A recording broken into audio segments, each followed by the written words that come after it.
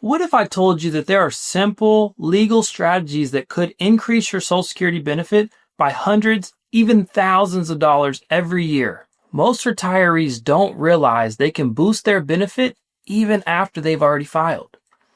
Today, I'm going to share 4 ways people often miss out and how you can make sure that you don't. I'm Jordan Sester, certified financial planner and founder of the Retirement Co. On this channel, I break down Social Security, taxes, income strategies, and more in plain English so you don't have to guess your way through retirement. If that sounds helpful, hit subscribe so you don't miss future videos. And tell me in the comments, are you already collecting Social Security or are you still deciding when to claim? Here's the problem I see all the time. Most people think their Social Security is set in stone the moment they file. That's it, done, no changes. But the truth is, there are strategies that can make a meaningful difference. Sometimes that means an extra $200 a month. Sometimes it's $500 or more. And over a retirement that lasts 25 or 30 years, that adds up to real money. For some of my clients, that extra level of income has covered travel. For others, it's helped with medical expenses. For some, it's the difference between staying in a home they love versus having to downsize too soon. So let's dig into 4 ways that you can boost your Social Security benefits. The first way is the most straightforward, but also the most powerful. Delay claiming. For every year you wait past your full retirement age, your benefit grows by 8%. And that's not stock market risk. That's not an annuity with any hidden fees. That's a guaranteed raise from the government. Now let's take an example. If your benefit at 66 is $2,000 a month, by waiting until 70, that grows to about $2,640 every month. That's $640 more every single month, and that's over $7,600 for the year. And if you live into your 80s or 90s, that can be an extra $150,000 or more in lifetime income. Now I know what you're thinking. What if I don't live that long? And that's the heart of this decision. Waiting makes sense if you have longevity on your side. If you've got health concerns, maybe not. I'll give you a personal example for me. In my family, I've had 3 relatives live to age 100. So for me, the odds say waiting might be the better move. But for someone with health challenges, that's a very different story. So let me ask you, would you wait 4 years to lock in an 8% guaranteed raise that lasts for the rest of your life? Type yes or no in the comments, let me know. The second way to boost your benefit is to work longer, even just a little bit. Here's why this matters. Social Security is calculated based on your top 35 years of earnings. If you don't have 35 years of income, zeros are averaged in. Zeros drag your benefit down. Now, let's say you stopped working at 58. If you only had 32 or 33 years of earnings, those empty years lower your average. But if you added just 2 or 3 more years at a decent income level, those new years could replace zeros or even replace lower earning years from earlier years in your career. I had a client in Kansas who was ready to retire at 60. We pulled his Social Security record and saw 4 0 years on his statement. I showed him that if he worked just 2 more years, even part-time, those zeros would be replaced with real earnings and his check jumped by almost $300.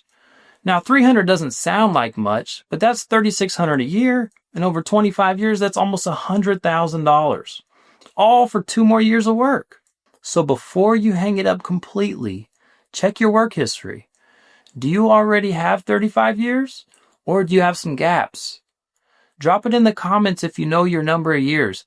Most people never even checked. The third way is spousal and survivor benefits. And honestly, this strategy can have the biggest impact because it's not just about you, it's about your spouse too. Here's how it works. If you're married, the lower earner may be able to claim a spousal benefit. And if one of you passes away, the survivor steps into the higher benefit. So timing becomes crucial. So let me give you an example. We'll use Jim and Susan.